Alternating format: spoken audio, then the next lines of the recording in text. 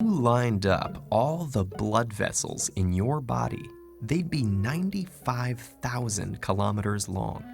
And every day, they carry the equivalent of over 7,500 liters of blood, though that's actually the same 4 or 5 liters recycled over and over, delivering oxygen and precious nutrients like glucose and amino acids to the body's tissues. All that blood exerts a force on the muscular walls of the blood vessels.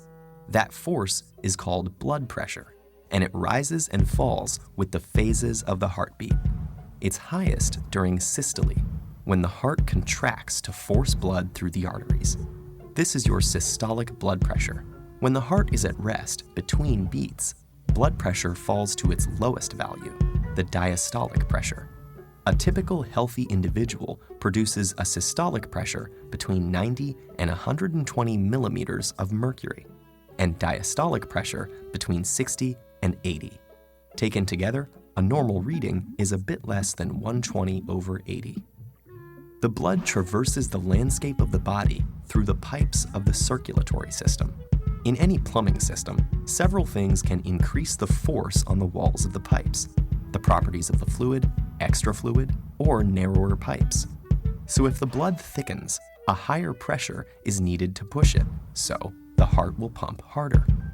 A high salt diet will lead to a similar result.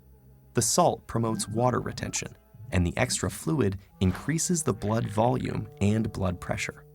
And stress, like the fight or flight response, releases hormones like epinephrine and norepinephrine that constrict key vessels, increasing the resistance to flow and raising the pressure upstream. Blood vessels can usually handle these fluctuations easily. Elastic fibers embedded in their walls make them resilient. But if your blood pressure regularly rises above about 140/90, what we call hypertension, and stays there, it can cause serious problems. That's because the extra strain on the arterial wall can produce small tears.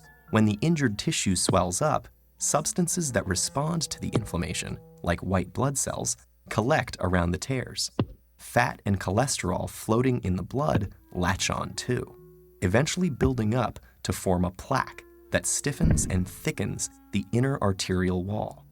This condition is called atherosclerosis, and it can have dangerous consequences.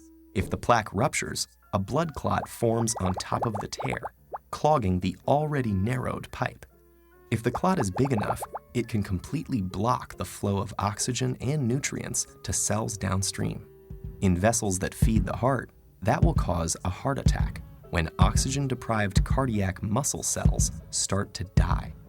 If the clot cuts off blood flow to the brain, it causes a stroke. Dangerously clogged blood vessels can be widened by a procedure called an angioplasty. There, doctors thread a wire through the vessel to the obstructed site, and then pass a deflated balloon catheter over the wire. When the balloon is inflated, it forces the passageway open again. Sometimes a rigid tube called a stent is placed in the vessel to help hold it open, letting the blood flow freely to replenish the oxygen-starved cells downstream. Staying flexible under pressure is a tough job for arteries. The fluid they pump is composed of substances that can get sticky and clog them. And your typical healthy heart beats about 70 times a minute, and at least 2.5 billion times during an average lifetime. That may sound like an insurmountable amount of pressure, but don't worry. Your arteries are well suited for the challenge.